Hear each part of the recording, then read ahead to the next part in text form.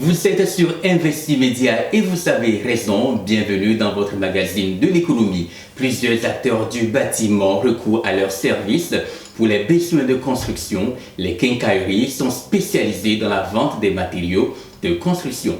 Quel est leur rôle et leur contribution dans les travaux de bâtiment? Des réponses dans ce journal. Bonjour à tous. Valeurs culturelles des peuples Ewe et Ashanti, le kente est un pagne autrefois très prisé. Aujourd'hui, grâce au tisserand, ce tissu traditionnel tombé dans l'oubli retrouve, il y a de cela quelques années, un nouveau souffle dans les habitudes vestimentaires des populations. À Azamou, une localité située au nord-ouest de Lomé, ils sont nombreux à faire ce métier. Un reportage de Charles Mansi. Des crépitements rythmés par la dextérité des gestes de la main et du pied, le mécanisme qui permet de fabriquer le tissu traditionnel kente, bien qu'artisanal, aboutit à un résultat impressionnant. Un motif soigné et artistiquement coloré. À Azang, au nord-ouest de Lomé, ils sont plusieurs à s'adonner à ce métier.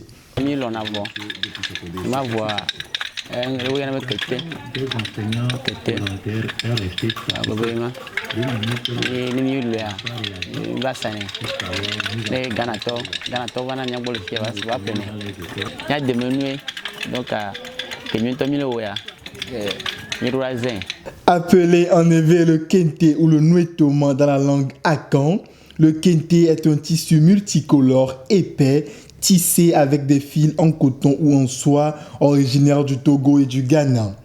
Autrefois marque vestimentaire de la royauté, l'usage du kente s'est beaucoup libéralisé dans la société de nos jours.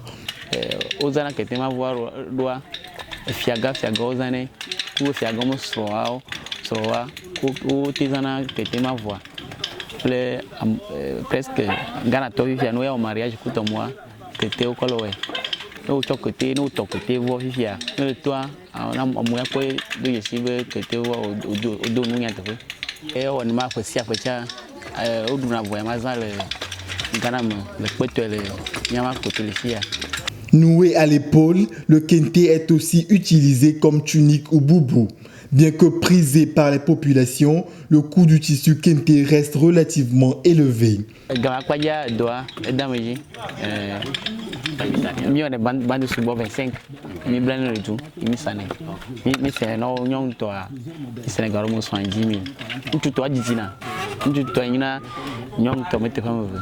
Garant de cette richesse vestimentaire, les tisserands s'emploient à perpétuer ce patrimoine en formant de jeunes apprentis. Dans cet atelier, Roméo, âgé d'une dizaine d'années, veut en faire une véritable source de revenus.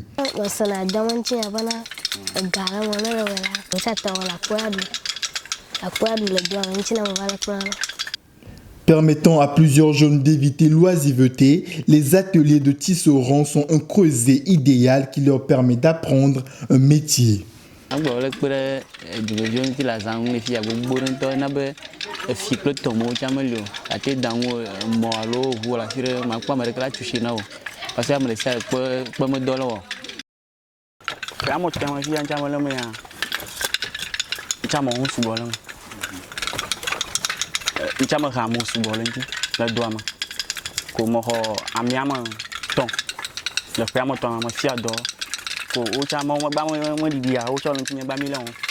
Source d'économie importante pour les tisserands et la localité, les difficultés rencontrées par ces artisans sont légion.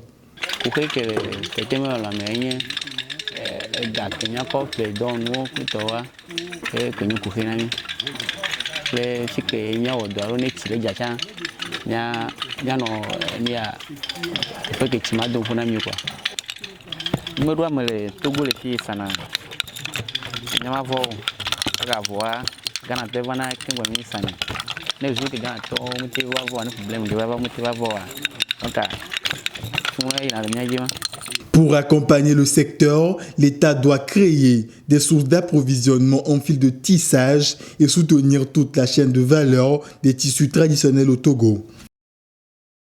Construire une maison ou une cité n'est pas chose facile. Pour ce faire, les sociétés de BTP Architecte, maçon ou simple particulier se réfère aux quincailleries, vendant tous les accessoires de construction de bâtiments. C'est un business qui fleurisse à Lomé. Nous écoutons quelques acteurs du domaine.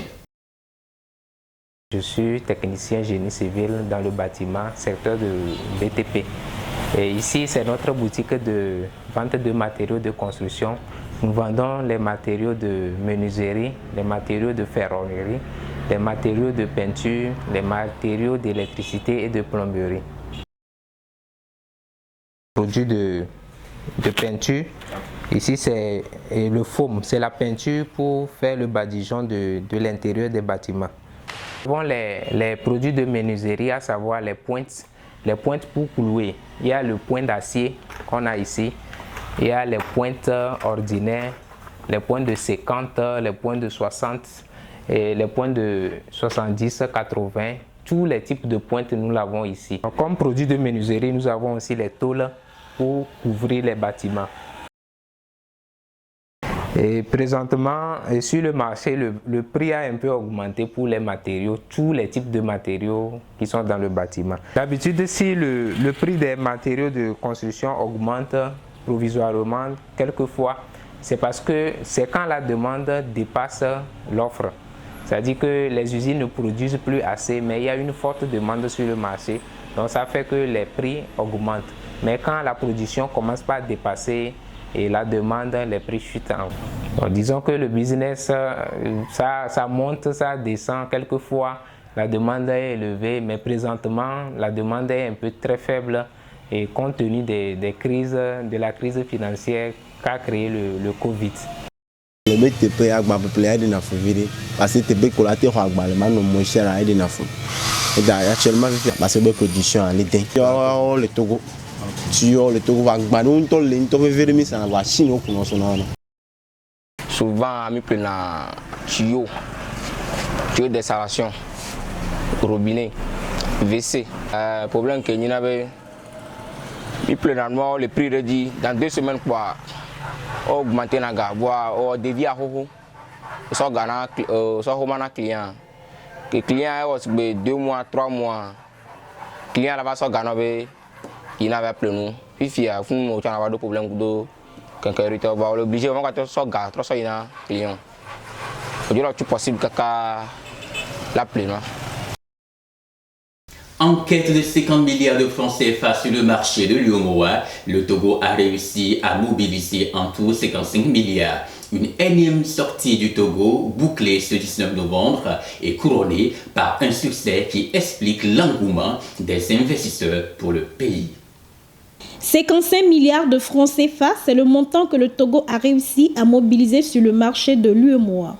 Pour cette énième sortie du pays sur le marché régional, clôturée ce 19 novembre, le pays a fait mieux.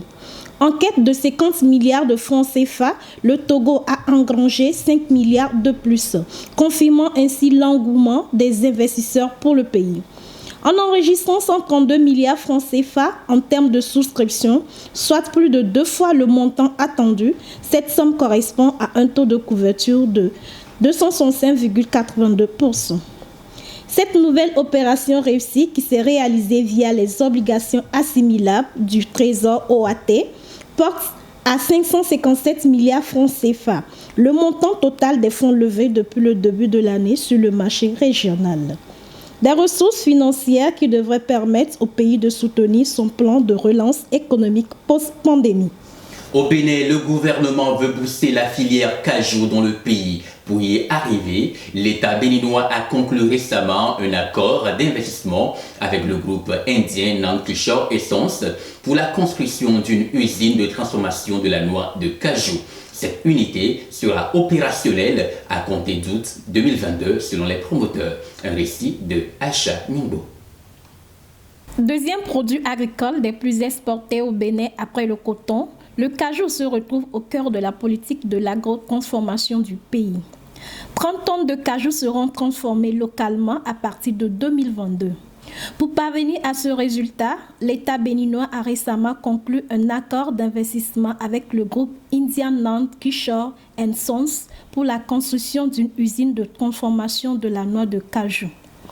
La zone industrielle de Glodjibé, située à Abomey-Calavi, à 18 km de la capitale économique Cotonou, devrait accueillir les installations. Avec une capacité de transformation annuelle de 30 000 tonnes de noix, cette usine sera financée à hauteur de 13 milliards de francs CFA. Le démarrage des travaux de construction annoncé pour décembre 2021, l'usine sera opérationnelle à partir d'août 2021 et s'étendra sur 6 hectares. Elle devra favoriser la création de 600 emplois directs et participer à la création de richesses. Déjà en 2020, le pays n'a pu transformer que 11 045 tonnes de cajou sur 137 205 tonnes produites, soit un taux de transformation de 6,49%, alors que le pays compte déjà 10 unités de transformation. Pour terminer ce journal, un tour sur le marché togolais et extérieur pour nous enquérir du prix des denrées alimentaires de première nécessité et d'autres produits. Le prix des denrées alimentaires se présente comme suit. À Lomé, au marché d'Adido-Gomé, le maïs est à 700 francs, le mil 900 francs, le sorgho 950 francs, le haricot 1600 francs. L'arachide, le gros grain est à 2300 francs, le petit grain 1800 francs. Le soja à 1000 francs et le gari 1000 francs également. Le sésame est à 3000 francs. Dans la région des plateaux, au marché d'Anier, le maïs est à 650-700 francs, le mil 650 francs, le sorgho 850 francs. Le haricot est à 1400-1500 francs. L'arachide, le gros grain est à 1800 francs, le petit 1600 francs. Le soja est à 850-900 francs, le gari 900 francs, le sésame 2800 francs. L'état des cours de certaines denrées sur le marché à Yaoundé. 1 litre d'huile Maillard, 1300 francs. 1 litre d'huile de palme, 800 francs. 1 kg de riz ordinaire, 550 francs. 1 kg de poisson maquereau, 1100 francs. 1 kg de viande sans eau, 2800 francs. Tomates, 4 fruits à 100 francs. Igname, 2000 francs, 3 tubercules. Poulet, 3200 francs, le poulet de 2,5 kg. Pommes de terre, 1300 francs, le seau de 5 litres. 1 kg de sucre, 750 francs. Farine de blé, 400 francs le kilogramme. Carottes, 200 francs le tas. Orange, 500 francs le tas. C'était le magazine de l'économie de la rédaction. Merci de l'avoir suivi. Bonne suite de nos programmes sur Investi Média.